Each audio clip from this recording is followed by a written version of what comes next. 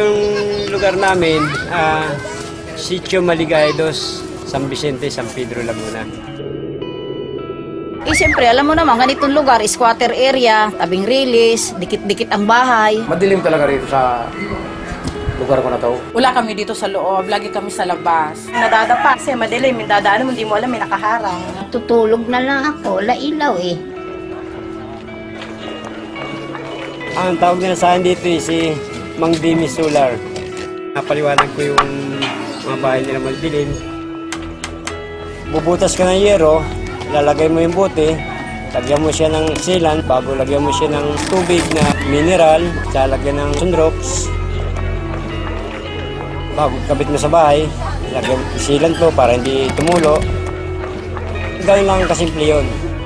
Dati yung ganito, ito kadilim nung bago ko pagkakapitan. Ngayon, nung kapitan ko na, ito na ang liwanag niya. Yan ang liwanag. Umili po ako kasi bote lang, tubig. Maliwanag na yung bahay mo.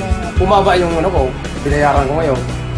Simula nung makabitan ako dito. At saka itong solar bottle bulb na to, hindi mainit. Dahil sa buti na yan, sa solar na buti na yan, gumanda ang araw namin. Ang nalagyan na namin ito ay bali 643. Gusto nga namin tuloy-tuloy para marami nga matulungan mga tao rin na yung maliwanagan mga bahay nila madidilim. Parang katulad na rin ng bumbilya.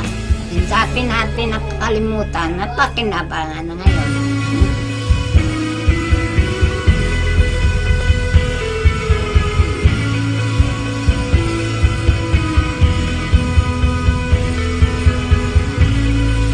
Maliwanag nga